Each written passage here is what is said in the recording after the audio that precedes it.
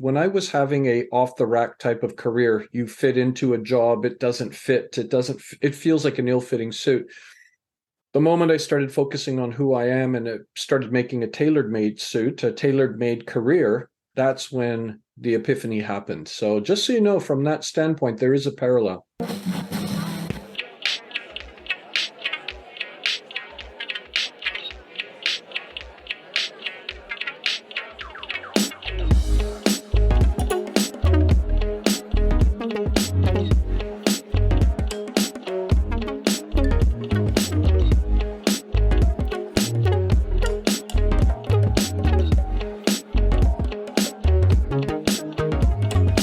Welcome to the Tailoring Talk Show with me, your host, Roberto Rivilla. I'm a bespoke tailor, menswear designer, and owner of Roberto Rivilla London Suit and Shirt Makers. This is the podcast where you drop in for the threads, but often leave with something quite unexpected. I talk to self-starters and creators about their journeys, the highs and lows, and the lessons they've learned along the way. If you haven't already, please support the show by subscribing. And if you're listening on Apple Podcasts or Spotify, please help me out by leaving a rating and a review.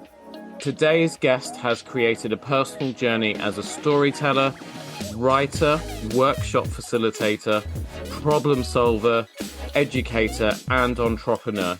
His goal is to engage individuals in their personal and professional development, and he was recognized by the Governor General of Canada for his work with the hundreds of individuals he's mentored and the thousands he's engaged. He's the founder and chief motivating officer at Ignite the Dream Coaching and Consulting, a platform that engages its audience to define their path. He's a lecturer at the Beedie School of Business at Simon Fraser University, where he blends academic and professional experiences into a rich environment that captivates his audience. He's a sought-after speaker. He's had 2 TEDx talks to his name. And also, he has recently written a book called Lost and Found, Seeking the Past and Finding Myself, which focuses on his journey to India to find his ancestral roots with little else than a faded photograph and determination. His signature tagline is, "Everyone's life is an autobiography, make yours worth reading." Tailoring Talkers, please join me in welcoming Sam Thiara to the Tailoring Talk Show. Sam, how are you? Oh, I'm doing wonderful, but wouldn't it have been easier just to say, ladies and gentlemen, this is Sam, and then let me earn the accreditation, because now there's a high expectation based on what you've shared, but I'm doing very well here in Vancouver, Canada. That was actually the short version of the original intro I'd written for you, and then I just had to keep trying to trim stuff out, and then I was, it's such a dilemma because there's so much you've done, there's so much that you're doing, you're so talented. So that was my short version, Sam. Okay, appreciate it and fair enough. But, life is my journey that I'm just unfolding and exploring and going forward with curiosity. And oh my gosh, the things that just fall in your pathway when your mind is left open, it's just unbelievable. Yeah, I'm starting to hear that a lot. This podcasting journey for me over the last 18 months, I've met so many amazing, wonderful people from around the world. I think you're maybe my 5th or 6th Canadian, or at least person from Canada. Right. We'll get into the from yes shortly. So whereabouts in Canada are you? I'm all the way on the West Coast in Vancouver, and the best way for me to equate it is our weather is very much like your London weather. So, this time of year, it's cloudy, it's rainy, it's when you curl up with a good book at home and nice spot of tea. Yeah, exactly. Funny enough, it's very cold because winter's just arrived. It's very icy, but we have had bright sunny weather today, although it has been about minus 2.5. So I've been busy trying to find the charger for my heated gloves and so on, because I'm going to attempt to cycle in this tomorrow morning at 6 a.m. Because I am crazy. Very good. As you'll discover as you get to know me over the next hour. So, Sam, we both have Indian heritage. Mm-hmm. Your book, Lost and Found, is that completed and published, or is that a work in progress still? Oh, the book has been completed and published. It's also in audiobook too. Okay. But I wrote this. So I've got my first book I wrote on personal storytelling, and then I've never written a book prior to that first book. And then out of that first book germinated this story as a much more robust journey to go to India to find my ancestral roots, but also to identify and really discover who I am as an individual, because I felt lost in that regard. And I think many people feel lost out there. Yeah. Because you were actually born in my neck of the woods. Yes. The woods I call Earth. So you were actually born in the UK. But Yes. you've got quite a varied sort of upbringing, background, and so on. Geographically, I mean, you've been all over the place, right? Yeah. Just take me through kind of from beginning to now. Yeah. So No, born in London? No, born in Southampton actually. Oh, And okay. born out just down there, and born in Southampton. And I moved to Vancouver when I was a wee lad, 4 years old. And my parents are actually from Fiji Islands, and my grandparents come from India. So it's quite the global journey that my ancestral roots and my roots actually go. And it's one of those aspects where I am of this world, but I may not be of this world, in the sense that I always grew up in the sense that, you know, I'm British, but to many people, I may not be British, in the sense that, well, you left when you were 4, and you haven't. I mean, I've been back numerous times, but you haven't been back as a permanent res. I'm Canadian, although many Canadians maybe look at me and say, "Well, you're not Canadian because you're a visible minority," and but Canada is quite a very diverse country, but still, some people would say you're not Canadian. My parents come from Fiji, so I'm removed from Fiji, really, except through my parents, and I'm not Fijian. And I mean, I'm so far removed from India. I mean, by being a visible minority, understanding the culture that's been handed down to me and things, but I'm not Indian as well. I mean, oftentimes I get people asking when they see me at an event or somewhere, they say, "What part of India are you from?" And I said, "Well, I was born in England, raised in Canada." They're like, "No, no, no, your parents, what part of India are they from?" And I said, "Well, my parents are actually from Fiji Islands." And they look at me perplexed and they say, "But are you Indian?" And I'm like, "Well, my ancestors are from there." And then the flip side is people who would say, "Well, you're really not Indian, you're Canadian." And I don't know, it's just one of those things that I always struggled with, that I'm not here and I'm not there. And and again, I see a lot of people struggling with this aspect because you're neither here nor there. Yeah, I mean, it's always been at the back of my mind through growing up. I mean, I grew up here in the 80s, and it was I mean, there was a lot of racism around. I mean, if you look like Yeah, us, you basically yeah, just looked at someone the wrong way, and suddenly you had, 5 or 6 kids piling into you, kicking the hell out of you. yeah, The name calling as well. yeah, You get the P word, sometimes even the N word, because, they yeah, saw black people and us as yeah. practically the same. And my parents, it probably didn't help because Hmm. my dad originally being Punjabi, my mum from India. Hmm. um they they always said that we would never be accepted here because obviously we look different and so Hmm. on. But then I remember once, my sisters and I, we heard my mum and dad arguing because I think at the time, so my mum, I think she always had dual nationality. She always had a Hmm. British passport and she had her Indian passport. Hmm.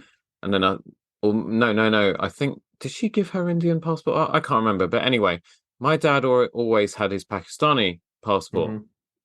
And so when it came time for him to get his British passport, he didn't want to give his Pakistani one up, but you can't hold dual nationality there, I think. So Yeah. he either had to do it and drop his Pakistani nationality, which was very important to him, or he had to give it up and just get his British passport. And I think at the time, for some reason, maybe there was a political change over here, but they were worried that a load of us might get kicked out of the country.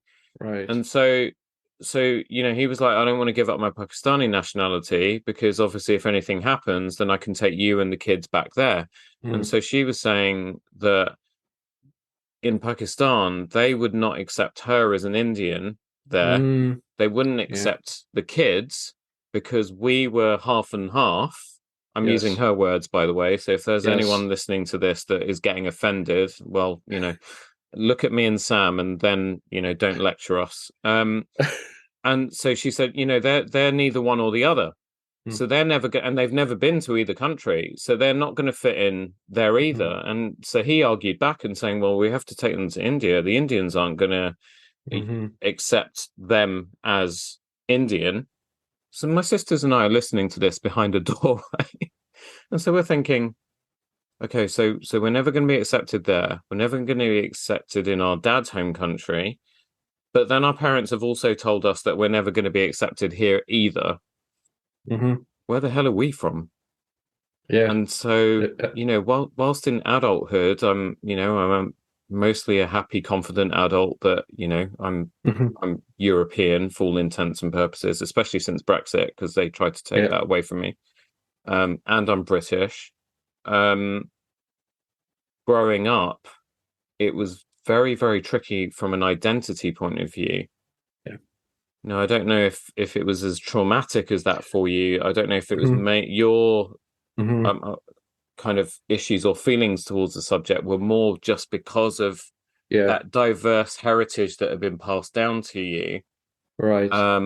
But is it that sort of thing that then started you on this journey? So tell me about the photograph. Right. Yeah, no, to your point, I mean, it is interesting because Canada is more open and accepting, but equally at the same time there are some underbelly hard sides to it as well. And I think it was more of growing up as a Canadian. I mean, you basically play hockey, you eat hot dogs, and when we skin our knees we bleed maple syrup. That's being Canadian. Oh my God, maple syrup is one of my favorite things. If you and I together right now, if you tell me that you bleed maple syrup, I would, sorry, this is going to get very violent. Stab me. Yeah. Basically, no. I'll tell you what, how about, but Roberta, how about one day when I visit England, I'll bring you some maple syrup from Canada. Yes, please, because all of my Canadian clients, friends, and people who are from Canada that have been on my podcast, if everyone keeps their end of the bargain, I am going to be drowning in maple syrup next year, which is just my idea of heaven. So thank you. It is. But I think growing up, like you said, it's just, and I write about that in the book, is the fact that my given name is Ajit. Sam is just a name that was given to me in England. My parents just, as a pet name, called me Sam. And it wasn't because Ajit is a hard name to say or anything like that. They just called me Sam and it stuck. And I just remember being embarrassed by that name when I got to Canada, because I would run into the classroom for the first time at the beginning of the term or whatever and tell the teachers, oh, there's a mistake on this form. Ajit is my name, but I go by Sam, because I was afraid somebody would be like, Ajit, what kind of name is that? I mean, and then equally at the same time, you get beat up. Just, like I said, you're Canadian, but then as you turn around the bend in grade 8, a grade 12 kid just punches you in the head and you fall to the ground because, you know what, you're brown and you're not one of us. And, I just remember that you grow up with that. And, it was interesting, Roberto, because it's when I got to uni in a much more broader, global, mature audience too, you suddenly started realizing what you were missing, because then students are coming from India, Pakistan, parts of Africa, parts of Eastern Europe, Asia, and all around the world, and you're suddenly being exposed to these various cultures. But it was also that I was being exposed to people from, let's say, India and Pakistan, and they're talking about their culture, they're talking about their food, they're sharing it with me. And part of it was I started to feel a vacuum of, this is also my background. And instead of, looking at it as it's missing in the sense that it's not mine, it was like, no, it's there, but, but I'm not embracing that. So for me, it was more of, being in that broader global audience, starting to question and ask, my parents and family members, about our background. And the one recommendation I have for your listening audience here is start early, because as parents and people get older, a lot of that information starts to evaporate, starts to dissipate. So start Mm. asking people, like, you said that we're from India. Well, what part of India? What do you know about it? I mean, the journey itself, my grandfather, he left Punjab maybe when he was about 17 or 18, about 1905. And he was on his way to Argentina because that's where, cattle ranching is. But you think some landlocked place in India, and now somebody's heading off to Argentina, on a steamer ship with his At best the friend. at the turn of the Yeah, century as well. I mean, that's a yeah. huge deal. Oh, huge deal. I And didn't even know any of yeah. our people went to Argentina. That's crazy. Oh, oh, they're all around the world. But the thing that was interesting is, how did we wind up in Fiji, or how did he wind up in Mm. Fiji? And my talking to my father, he said, well, I mean, it was one of three reasons. I mean, first reason is maybe he's coming from a landlocked part of India, and he basically had enough of sea travel, and the ship stopped there. Maybe he was seasick. He just said, "That's it, I'm getting off here," and he got off with his best friend. Mm. Or maybe Fiji is a paradise, and maybe he saw it for what it was and said, "I'm getting off here." Or the third reason is maybe he just sort of thought this was Argentina, got off the boat, the ship left, and he's like, "What? This isn't Argentina?" And then he was stuck there. Um, but then, that's sort of the essence of where. But he never went back to India, and then eventually, when my father was born and married my mom, and they moved to England. Eventually, my grandfather moved to England as well. Never really spoke of India, but my dad's older brother, he actually had gone to India a few times. He actually went to our village in India, but he passed away years, before anyone really started exploring this. But he had been, and that's where this picture emerged from. And it was a 3.5 by 3.5 orange dingy faded photograph that my cousin, my dad's older brother's son, when I told him I was going to India, he said, "Look, this is all I got," but he sent me the photograph. And here you are, you sort of know the village name is Chadori. It sits about 5-6 miles away from this town called Garshankar in the district of Hoshiarpur. On any map, I could never find it. But here you are, going to India for the very first time. The first part of the trip felt like a tourist, and exploring and trying to discover India. And eventually that shifted to where I became a traveler and embracing more the culture, the experiences. And that faded photograph, I mean, think of it this way: here is a foreigner going to a land that shouldn't be foreign to them, with a faded photograph, looking for their ancestral roots, which is a needle in a haystack, and you're not even exactly sure where this haystack was. That's what this journey was. But Roberto, there were two parts to this journey. The first was identity. I went to India with my life being a thali. And a thali is this platter with segmented dishes. And that's what my life was. I'm British, Canadian, Indian, Fijian. For 11 years, I played in an Irish military pipe band. Maybe there's some Irish chutney on the side. I don't know. But it's all segmented, right? That's what my life was. But here's the thing. I remember I had an epiphany in Punjab. I woke up at 4 a.m., just out of a sleep, and it was like, oh my gosh, I'm not a thali. I'm actually khichdi. And khichdi is a rice dish, which is a staple. It's a blend of flavors, blend of spices and everything. And, I think that's the part that just really resonated for me, is that I shouldn't live my life as a thali with the segmented, all these different cultures. I'm going to embrace them all. And it really helped me to say and realize, almost like all of a sudden, it's like, oh my gosh, I have such richness in all these cultures versus what I lack. And I look at it as, it's easy to look at it from a deficit focus, but it's actually an asset focused of, oh my gosh, these are all the various components that make up who I am. And the funny part about it is, Roberto, I went to India looking for my Indian, Indianness, I guess you could say. Do you know what? I was always Indian. I didn't have to go, but I'm glad I went. The journey to find the village, if that's something of interest, I can also talk about that. But I think the identity piece, think everybody in this world is Khichdi, and it doesn't even have to be Indian. I've talked to people from all around the world, and I share that with them. And I've got Italians, I've got people from Zimbabwe, people from different parts of the world going like, "Oh my gosh, I'm Khichdi," and it's such a beautiful thought that we are all Khichdi. When you Mm-hmm. when the plane doors opened and you were able to get off and set foot on Yeah. Indian soil for the very first time in your life, Yep. what was Right. going through your mind? How did you feel? And then Yeah. how what Mm-hmm. then happened as you kind of made your way through the airport, you got out the other end, and then you're in this Mm-hmm. country. Mm-hmm. What was going through your mind, and kind of how were people reacting to you? Or Yeah. was it not as big a deal Actually, as we think it is? well, I don't think anything will ever prepare you for India. It doesn't matter what you read, what you see, people will tell you you're never prepared. And I just remember, when we landed, the airport itself, up to the point where you go past customs, and then where there's a green and a red section, and there's the doors that open up to the world of India.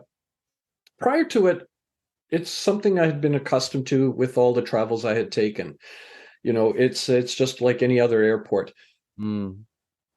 But as I walked to the doors that were to slide open, things got louder and louder and louder. And as I approached the door with my wife and the door opened, I literally stood on the doorway, and the door would open and then sort of close on us and then open again and close on us, because there was literally 1,000 people standing there. And there was a guardrail, and there were people to the left of us, people to the right of us. And I just remember I felt like Moses in the Red Sea, because that guardrail is what separated the people from us. And they were, there was a lot of people, just the noise, and they were holding up signs, and people wanting to take you in their taxi and everything. Now, we had a guide. It almost felt like, just for a brief moment only, that we felt like we want to turn around and just go back inside, because that was the safety and comfort. But we said, no, we are going forward. And I told my wife, you look to the left, I'm going to look to the right, and look for our name. And then eventually I saw, our name. It was spelled wrong, but I didn't care. I'm going with this guy. The name is spelled a little bit wrong. And when we finally got to him, there was that level of comfort, in the sense that, okay, we have someone with us now. Otherwise, I wasn't sure what we were going to do at that moment, just because it was so overwhelming at the very initial stage. It's like, the best way for me to describe it is, it's winter, 30 below zero, and you take a dip into that icy cold water just for a moment, because it just shocks your entire system. But as we drove to our hotel, you start seeing the traffic, you start seeing the place for what it is. And, India itself was fascinating, because it's like, the best way for me to say it is, it's like Monty Python. You either love the Monty Python, or you terribly hate Monty Python. There is nothing in between. And I just started falling in love with this place, because it just had so much culture, the vibe, the flavors, the sounds, everything was overwhelming at the very beginning, Mm. but then it slowly started to regulate. And then, especially with that guide in the first week we were there, that really helped us, because it, like, the training wheels were on. You weren't feeling that you were going to be abandoned, and he was going to look after us. And anybody who's going to India for the very first time, I would say, ensure you get a reliable guide for that first week minimum. Yeah. Yeah. How much of India did you get to Mm-hmm. see? Because it's a huge Mm-hmm. country, and Oh, yeah. we there's a very famous chef over here, Atul Kochhar, who's Michelin starred, Mm-hmm. celebrated. He's one of my heroes, and we got to meet him a couple months ago at the launch of his latest book. Um, Yeah. and each of his books generally tends to be Mm-hmm. inspired by a certain area or region of India. Hmm. And during his talk, he was explaining that obviously India is a very vast country, but it's like a Yeah. whole set of countries within a country. And so Yes. he talks about things from a point of view of food. But Right. you from northeast to northwest to southwest to southeast, and then everything in Everything. between. Everybody's Yeah. there's different dialects, there's different, the Yep. way they use spices is different. You Hmm. can really tell each region from its cuisine, which Yes. just fascinated me. Yeah. How much of the country did you get to see in that trip? Yeah. And did you pick up on, if you did go from Hmm. region to region, how Hmm. how was that for you? Did you pick up on that?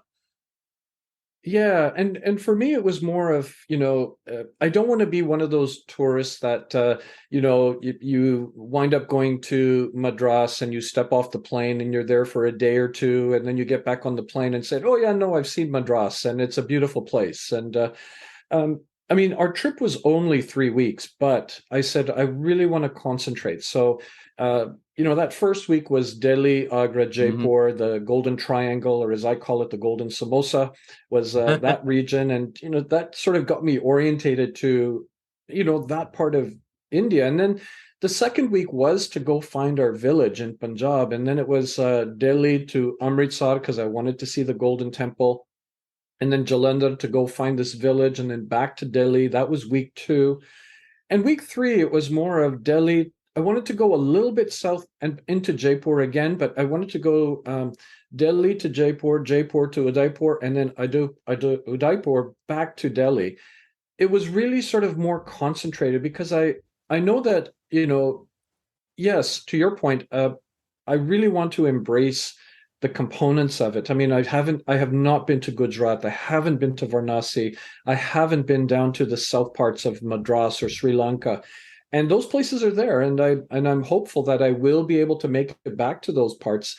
And to your point, in Canada, for example, I mean, yeah, you get dosas, you get biryani, you get the thick, rich curries of northern India. You can experience that here, but to be there and to experience it while and the flavors of India and everything is just truly amazing. But the food is so varied, but that's also a bit of a marker point with regards to the places you visit and say, okay, I had the best dosas in Pune, and you can have these conversations to say, if you ever go down that way, here's where you got to go. I'm hopeful to be back another time to the various parts, but again, I want to concentrate on different parts. I don't want to just go all the way out and say, okay, yeah, I've seen it in 3 weeks, and India is a beautiful country. It doesn't work that way. No, it doesn't. I mean, it's almost like you're attending a really big conference, right? And you can Absolutely. handle it one of two ways. Either you just go and then you Mm-hmm. get to the end of that week and you come back and you're like, I couldn't Mm-hmm. really tell you who I met or what meaningful conversations and Yeah. connections I made. Right. Or you go with a plan, right? Yeah. You look at what's happening, who's talking, what events are on, etc., and then you kind of make a strategic plan to make sure that you get this, and this Yeah. done. And I can only imagine Mm-hmm. another analogy that just sprang to mind, and sorry, Mm-hmm. this is your first experience of me. Listeners will know that I go off on these all the time. I My go on friends, tangents as well. my friends used to sit when I was a teenager. My friends, we used to go to places like Burger King, and Mm-hmm. I'd get like the biggest like triple Whopper or whatever it was, and my friends would just sit there just watching me eat this thing.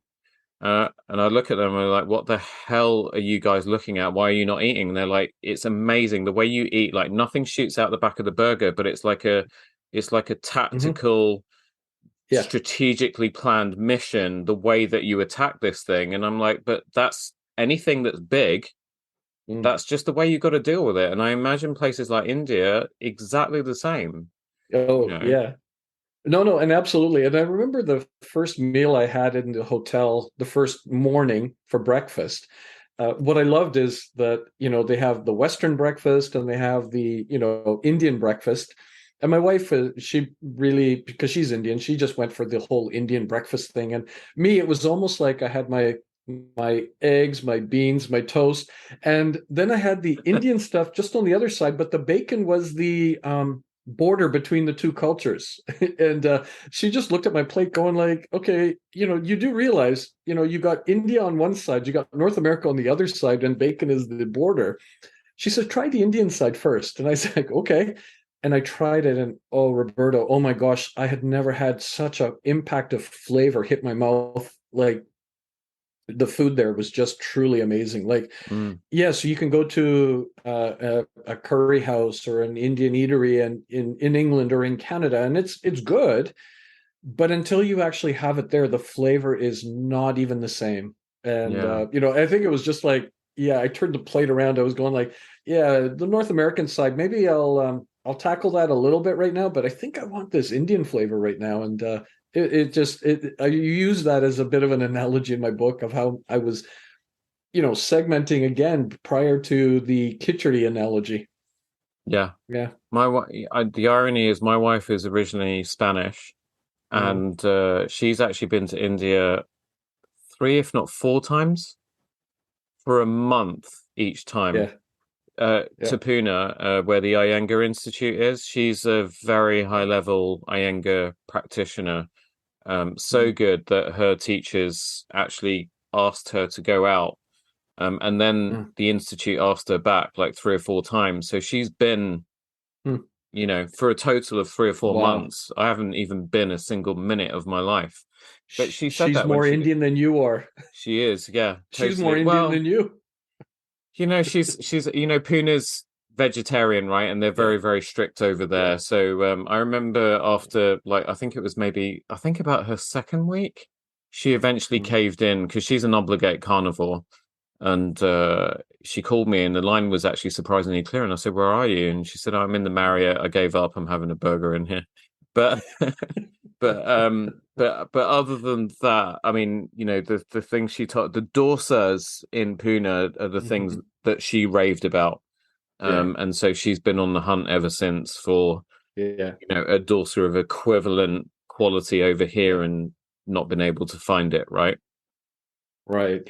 Yeah. No, I absolutely. If I had to become vegetarian, I would just have to live on Indian food. I couldn't be a vegetarian any other way. Yeah, no, I would totally agree. And it's just you don't miss it if that's the case. And I totally agree with you on that point. Yeah. So how things been going with the Mm-hmm. book? Has it been well received? Hmm. Have you been doing tours kind of in line with the book? Well, the book has gone really well, and the people who have read it have said it's a beautiful story, needs to be shared. And you know, there's this, you ignite it and you go along this pathway, and now I'm in the process for the last year and a half is converting the book into a screenplay and working with a screenwriter in Los Angeles. We just finally yesterday got the final version, the final draft. I think it's been 3 versions, 15 drafts that we've worked through together.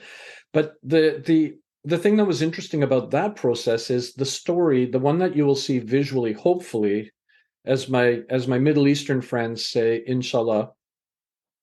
Uh, what's interesting is the story has changed, but the essence of the story is there. And my screenwriter was, because the first version was more in line with the book. The last one Yeah. is quite significantly different. But I remember the screenwriter. She was talking to me, and she goes like, "Sam, how comfortable are you with adapting the story or changing the story? Because authors hold on to it as this is my baby. You cannot change the story." Yeah. And I turned to my screenwriter and I said, "Look, you are the professional. If you see this from a visual perspective and whatever makes it the book doesn't change. And if the story is compelling, but the message in there is the fact that we are all khichdi, we, through determination and persistence, can realize the significances of our lives. It doesn't matter what the story is, but she's really tried to keep some key capstone parts in this last version. But that's where you always see adapted from a book or whatever. But I Yeah. think when I gave her that free will to say, and the creative freedom, she just went on a tangent in such a way that she said, uh, because after the first version, technically through the agreement we had, that's where she could have said, well, I've given you your first version and now you can go field it out there. Her comment to me was, after she read the book, is like, Sam, I am so embedded in this story. I have to be with you on this. And, we're working on it together. We've spent a year and a half together on it, back and forth, back and forth. And she just said, no. When I read the book and now I read these scripts, she goes, this is something that should be out there. And we aren't going for Hollywood or Bollywood. If that happens, amazing. But I think we're looking at independent films. We're looking at film festivals, where maybe there's that spark that emerges now. And, just that, but think of it this way, Roberta, 10 years ago, I never even saw myself as a writer. Mm. A year and a half ago, I never even saw myself as, working on a screenplay. But, that's why I said you go through life, curiosity and opportunities just continue to drop these breadcrumbs in front of you, and the need for you to realize them. Like, what are we missing in life when we don't embrace these opportunities? I mean, the easiest way for me to describe it is, and I appreciate the fact that, with the podcast and the tailoring bit, is years ago when I was, growing up, the narrative is very much, you're growing up in a household and, go for comfort, find that corporate job, you're set for life. And I remember I was in a corporate job, and, the best way for me to describe it, and I'm sure you can relate to this from being a tailor, is I was wearing a 52 short suit, and I am a 42 regular, 42 tall. Like, the suit or my career, I could wear it, but it didn't fit. And as I looked around the room, everybody in the office is wearing a 52 short suit. From an analogy standpoint, some Mm. people really hated their job, and some people were like a bit more, okay, it's my living. And some people it did fit, like that 52 short suit fit them because they love their job. It's the time when I stopped focusing on what I want to do and I started focusing on who I am. I started making a tailored life, a tailored career. And that's when clarity started to emerge. And there are 5 things that guide and direct me in life: servant leadership, story sharing, activator igniter, champion enabler, and community do-gooder. I'm working on about 13 projects right now. All 13 projects hit 5 out of 5. And that's where teaching was never a goal and objective, but it hits 5 out of 5. Writing a book, 5 out of 5. Speaking at conferences, 5 out of 5. And that's part of what my journey in life is about, is to help people realize their significance and journey in life. Because when you hit 5 out of 5, you don't have a job or career, you hit fulfillment. And that's, I think, the true essence of where I want people to really realize their tailored life, their tailored career, and don't settle for off the rack 52 short. Yeah, I just, I've been on that journey myself this last kind of year, 18 months. So 18 months ago, I started a podcast, and it's, led me to this place where the connections that I've made, the conversations that I've had, the things that I've learned, I mean, as much as it's for my audience and potential future audience, as this thing keeps growing steadily, it's really helped to elevate me, not just as a person, but my thinking, my attitude towards life, and so on. And then at the beginning of this year, I made a decision to say yes more to opportunities that were presented to me. And that, I'm looking back, and I know there's a lot going on in the world at the moment, and a lot of people are looking back on 2022 as not being such a great year. And I actually did some sort of reflecting today, and I did an Instagram post earlier, and the hashtag that I used on my stories today was 2022 has been a great year. And it just has. And while I don't have all the boxes ticked or aligned at the moment, or the Rubik's Cube 100% in place, where I've been going through my life with one side kind of done, but in trying to get the other sides done, that one side then starts to fall apart and I just can't hold on to the whole thing. I kind of feel like I'm starting on the path to getting there, you know, in terms of that sort of balance and fulfillment.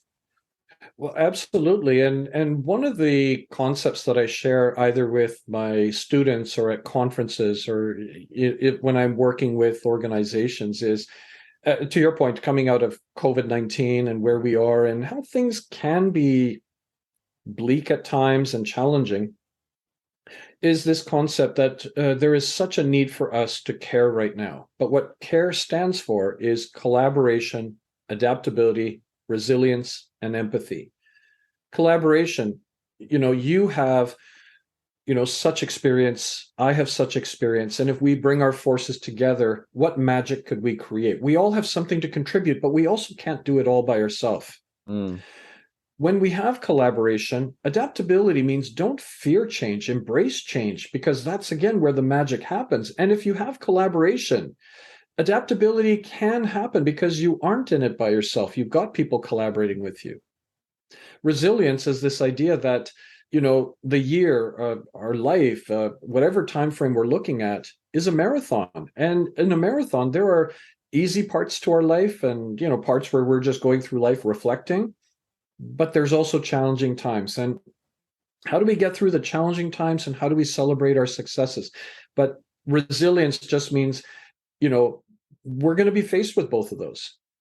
And empathy. Let's just show more care and compassion to each other, because that's something we very lacking in this world is, we don't know what people are going through. So having this empathetic sort of view means being present. So when we have care, collaboration, adaptability, resilience, and empathy, I personally think this is a better place and a better society. And what is it that I can do in this world that enables me to not be a bystander in life? So I go forward with this whole idea of care. Sam, you're an impactor. Thank you. You are. That's what you do. Only I want to kind of skip back a little bit to a question I was going to ask just before you hit me with the big thing of the screenplay, because that's just awesome. I'm so happy for you. Thank you. I really, really do wish you every success. And if you come to London to promote your film at like the British Film Festival or whatever, let me know, because I will be I'll be your bodyguard or your like assistant or whatever. Just let me know, okay? I'm with you. No. Red carpet. And when they ask me, oh, you're the author, this and this and that, I'll say, and oh, you look very dapper. Oh, I'm wearing and then I'll use your name. Yeah. Brilliant. Oh my God, that's so exciting. I know. So here's the thing, right? You're an impactor.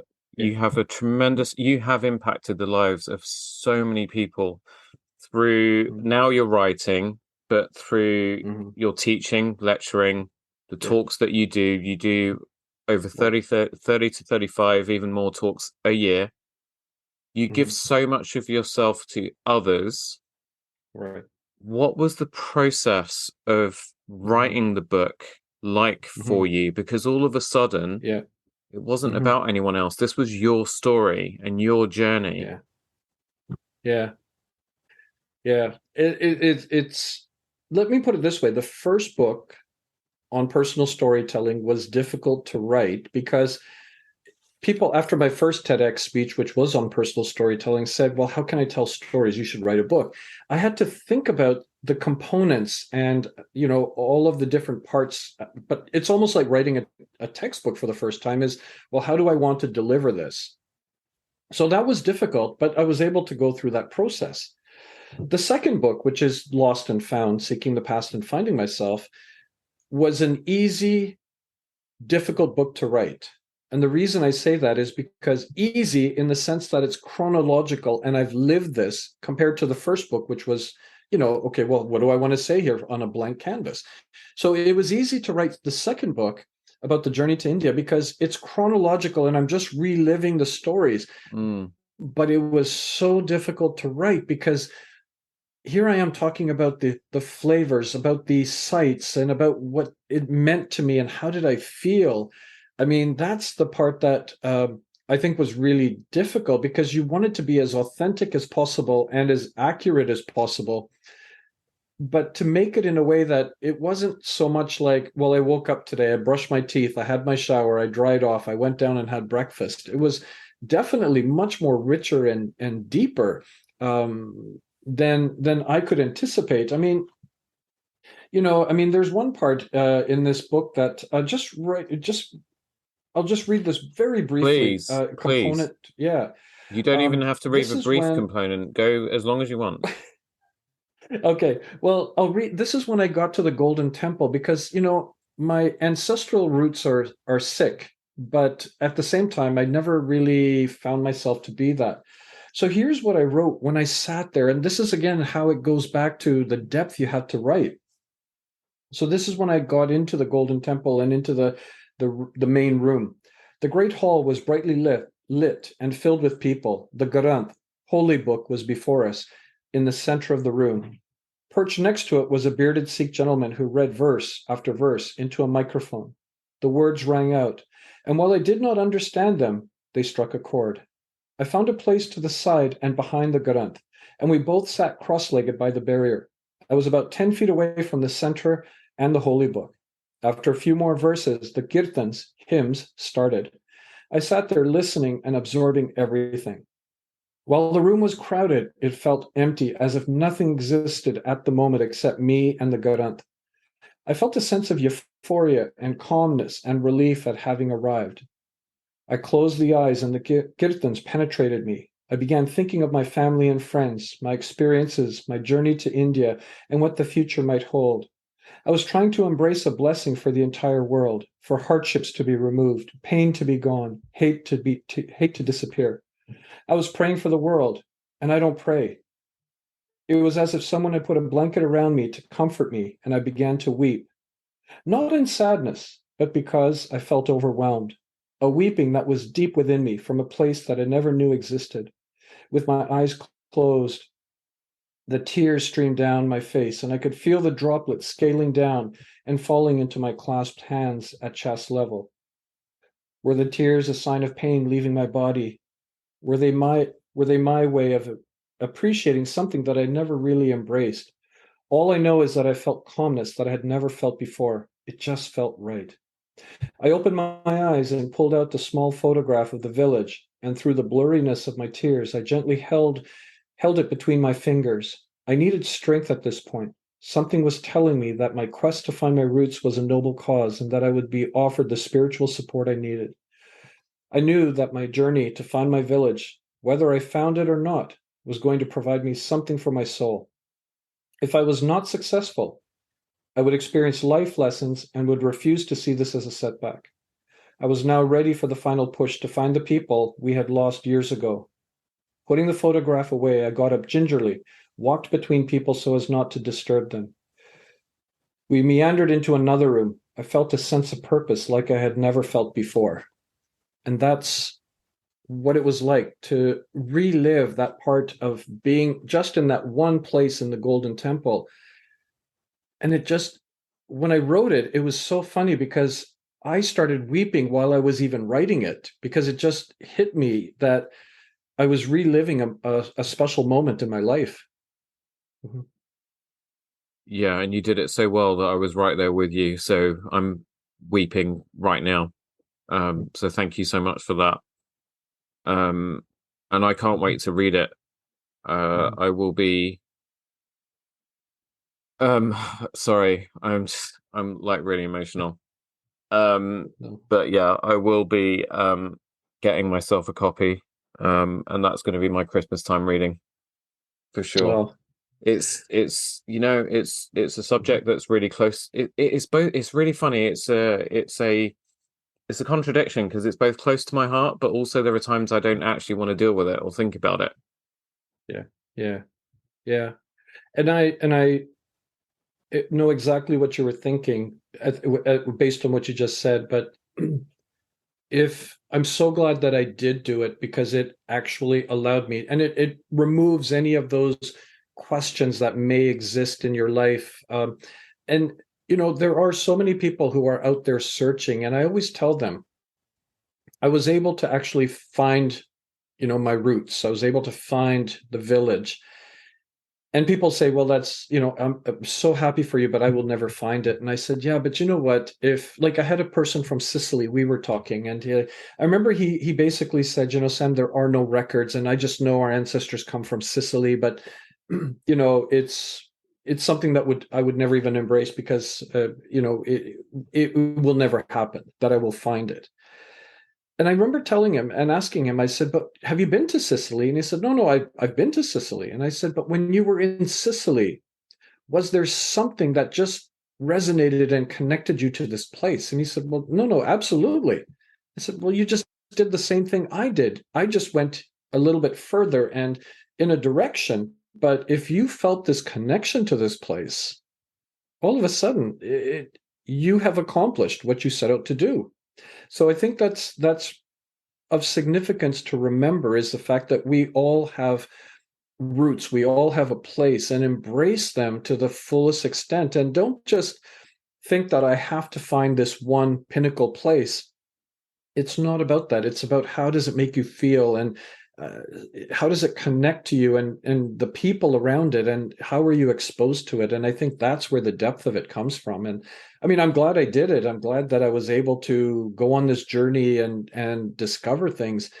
Had I not have been able to find my village, well, I found my identity because my mind was open to it.